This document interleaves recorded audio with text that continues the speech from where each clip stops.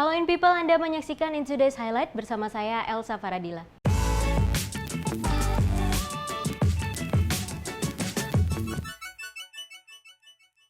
Kabar pertama datang dari perkembangan pandemi COVID-19. 80 mal kembali beroperasi di Jakarta. Meski telah beroperasi, Pemprov DKI Jakarta mengingatkan pengelola mal untuk disiplin pada protokol kesehatan. 80 mal mulai beroperasi sejak Senin 15 Juni 2020. Meski sudah beroperasi, Wakil Gubernur DKI Jakarta Ahmad Riza Patria meminta pengelola mal mematuhi protokol kesehatan. Tapi mohon dilaksanakan secara baik, secara bijak ya. Apalagi di pasar-pasar ya juga sangat lebih sensitif, lebih berbahaya.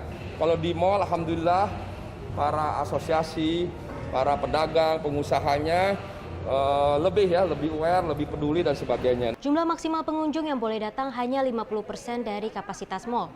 Selain itu, selama PSBB transisi, mal beroperasi mulai pukul 11 hingga pukul 8 malam.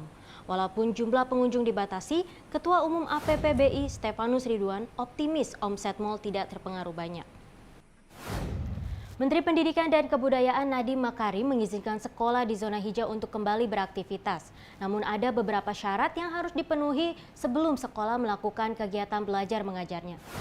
Ada beberapa syarat sekolah di zona hijau dapat dibuka kembali.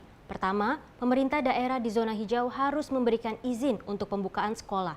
Kedua, sekolah wajib menerapkan protokol kesehatan. Ketiga, orang tua mengizinkan anaknya kembali bersekolah.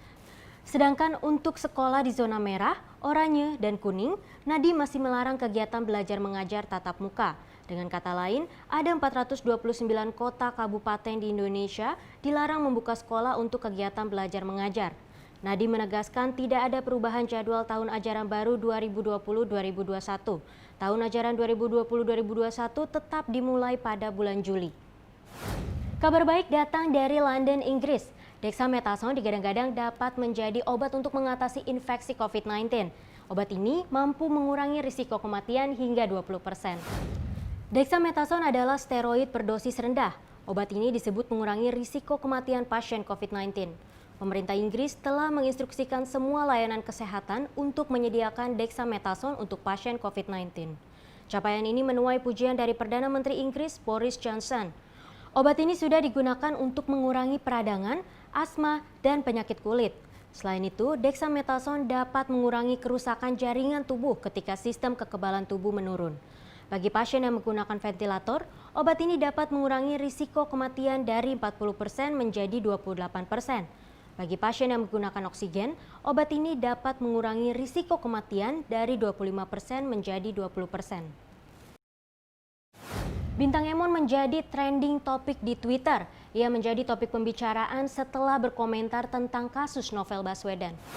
Nama Bintang Emon mencuat setelah dirinya berkomentar tentang tuntutan ringan terdakwa kasus penyiraman air keras Novel Baswedan. Video komentar yang berisi kritik berbalut komedi ini mendapat respon positif di masyarakat. Salah satunya dari jurnalis senior Najwa Shihab dan politikus Partai Keadilan Sejahtera Ali Mardani Sera. Meski mendapat pujian, Bintang Emon juga mendapat serangan. Beberapa akun anonim menyebar berita bahwa Emon pengguna narkoba. Namun informasi itu langsung terpatahkan setelah Emon unggah hasil tes urin miliknya. Gusti Muhammad Abdurrahman Bintang Mahaputra alias Bintang Emon memang sering mengunggah video-video kritikan dengan selipan humor. Emon mengunggah video tersebut di YouTube dalam segmen Dewan Perwakilan Omel-Omel atau DPO. Dari dunia teknologi, In People penggemar Counter-Strike pasti lagi pada happy nih. FPS milik Valve ini kini sudah dapat dimainkan melalui browser. Counter-Strike merupakan salah satu game klasik yang kepopulerannya tidak lekang oleh waktu. In People tidak perlu mendaftar maupun memiliki gamenya untuk memainkan Counter-Strike 1.6 via browsermu. In People dapat memainkannya di Chrome, Mozilla, maupun Edge. Tersedia juga peta klasik favorit seperti The Dust dan The Dust 2. Counter-Strike dirilis Valve untuk PC Windows di tahun 2000. Game ini sering disebut Counter-Strike 1.6 untuk membedakannya dari game Counter-Strike seri lainnya. Game yang dimodifikasi dari Half-Life itu kini menjelma menjadi game first-person shooters populer dengan berbagai seri. Dari dunia olahraga, Napoli meraih gelar juara Coppa Italia musim 2019-2020. Napoli berhasil menjadi juara setelah menang adu penalti dari Juventus. Final Coppa Italia antara Napoli versus Juventus berlangsung di Stadion Olimpico Roma. Napoli tampil lebih banyak bertahan dan memanfaatkan serangan balik. Namun hingga laga tuntas tidak ada gol yang tercipta.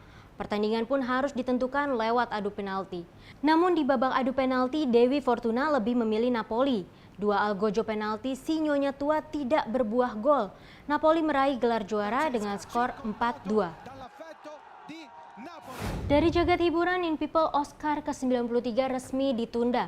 Academy of Motion Picture Arts and Sciences menunda perhelatan akbar ini akibat pandemi COVID-19. Malam anugerah Oscar yang semula akan diadakan pada 25 Februari 2021 diundur ke 25 April 2021. Selain menunda malam penghargaan, The Academy memperpanjang masa eligibilitas film yang dapat dinominasikan hingga 28 Februari 2021.